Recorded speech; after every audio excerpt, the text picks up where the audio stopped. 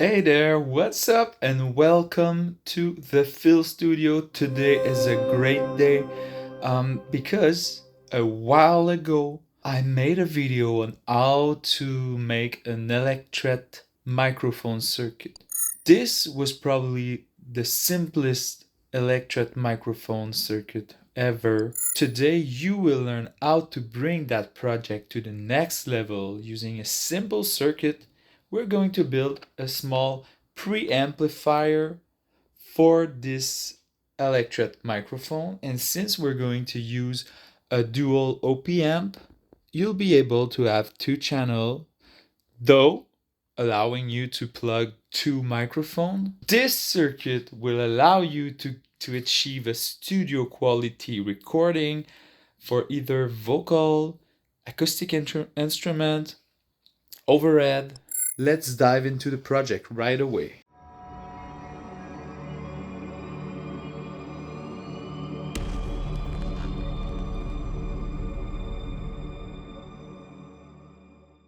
What a blessing that you don't have to go through the painful process I went through before ending up with this beautiful purple masterpiece. The Dual Electret Microphone Preamp.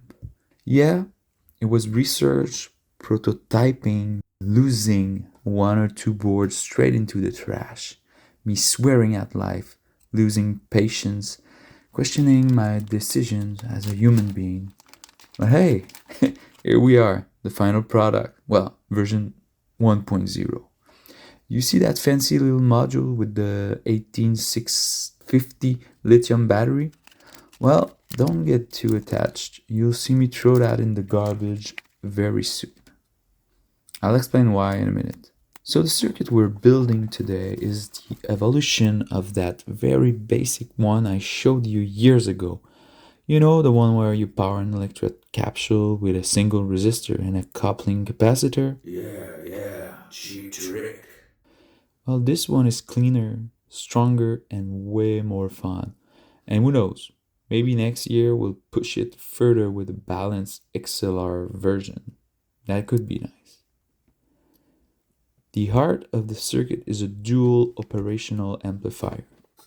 In my case, I'm using the NE5532, but you could easily go with a LM358, a TL072, or even the deluxe version, OPA1612. Just make sure your OP amp operational amplifier has a high impedance input, or you'll end up amplifying sadness instead of sound. Now, you might be wondering why two inputs? Well, my curious friend, because I like doing things my way. Here are three good reasons to agree with me and to hit that subscribe button while you're at it. 1. You can amplify two capsules for true stereo recording. 2. You can compare two capsules at the same time on the same take. And 3, well, because 2 is simply better than 1.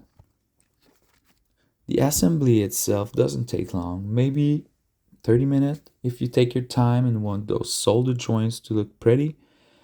The reason you see me speeding this up isn't to make it look easy, it's just so I don't have to talk for half an hour straight. Still, it's quick and a forgiving build. What I love about designing my own circuit is making them modular, flexible enough so you can place the switches, knobs, and output exactly where you want them. Freedom of design, I love that. So when I design, I think of hackers and modders who might want an extra switch somewhere. Of your butt. I decided to put everything in this transparent box I found at the dollar store. It's friendly to work with, easy to drill. You can see the inside, and let's be honest, it looked kind of cool. Like a skillet. Now, about the battery module. On paper, it was perfect. Adjustable output voltage, rechargeable, compact, da da da da da da. But once I start testing, I got this horrible noise bleeding straight into the audio signal. Like my car. I immediately knew who the culprit was, and there was that cheap Amazon module. Sure, I could have designed a filter circuit, but honestly, I didn't feel like it. I'd already left space for a 9-volt battery on the board, so I simply threw the module away and went classic clean 9-volt power. And boom, perfect silence. Crystal signal. So yeah, after burning through 2 prototypes and a lithium module, here it is, the Dual Electret Microphone Preamp version 1.0. And now, without further delay, let's hear it in action. We'll test 4 different capsules. 2 of them are the cheapest junk I could find, scavenged from old machines I barely remember, and one costs $1.99 straight from the bargain bin. And even if I'm talking trash about these 2 capsules, they sound pretty okay for my taste. And the other 2 are premium capsule carefully chosen from DigiKey.